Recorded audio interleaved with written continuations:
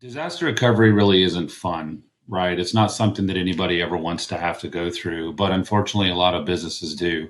We've had discussions before about what to do to prepare for it, and we're going to sort of hit on those again. It's very important to do a business impact analysis. And basically, what that does is it allows you to go through and look at your systems, look at your workflows, your applications, what really drives your business and allows your business to operate and rate them by impact that they would have if there was an outage, if something happened to them. You can do that on a financial basis. If your services are unavailable to your customers or your employees, how does that look financially? Does it drive your customers to competitors?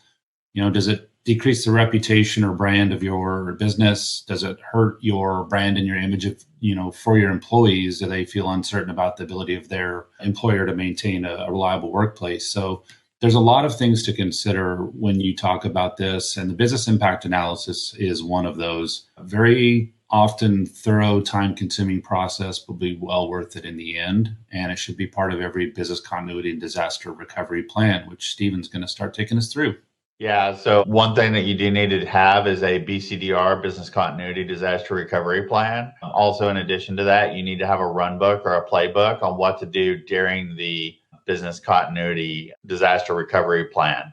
Another important thing is you need to know who your cyber insurance is and also how to contact them, because cyber insurance is like any other insurance company. They want to come out and assess the damage. So if you have a car wreck, the first thing your insurance company is going to want you to do is call them. So if you get infected with malware, the first thing your insurance company is going to want you to do is call them. They are normally going to put a freeze on your internal environment so that they can go ahead and inspect the damage, find out what extent it is, what all's affected. And then at that point, while they're doing that, you need to go ahead and contact law enforcement to let them know that you had a ransomware event, malware event, something malicious in your environment. You can actually report that to your local FBI field office, or you can actually go to cisa.gov to submit an online form. They also have an 888 number that you can call to report any of those ransomware, malware events immediately. Another thing that you need to do is you need to maintain hardware and software best practices. What that means is you need to make sure your versioning is patched, you're up to date on your software, you reboot your servers, any hardware upgrades, make sure that you have capacity, which is very important for your servers. A number one thing that we see whenever we bring customers up on our side is Windows updates. So we got to make sure that the servers are patched, they're rebooted, because just like if you reboot your computer locally, we have to wait for the Windows update process as well to get it online. That's something we can't interrupt.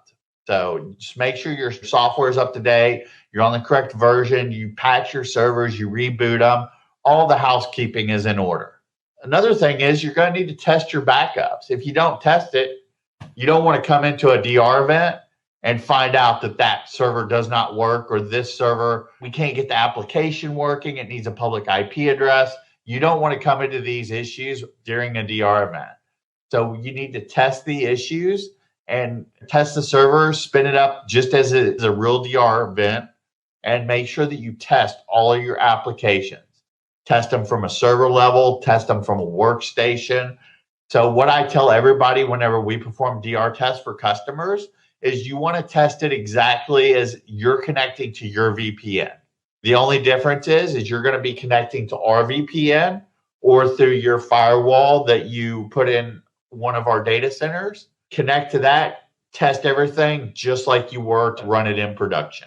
That's a really good point. And, that slide also talked about the availability gap. And we've determined over the years, we've learned, right, that the availability gap is about expectations versus reality. So it's basically what you think your systems, your applications, and your recoverability is versus what it really is, right? So how quickly can you get things up? How quickly can your services be delivered and returned to operations versus the reality of that? So we hope to get that as close to zero as possible. But we find a lot of times that customers are at risk because they have an availability gap that they didn't realize exists. And like Stephen mentioned, the testing of all of that can help you understand that a bit better and tweak anything that you need before an actual disaster.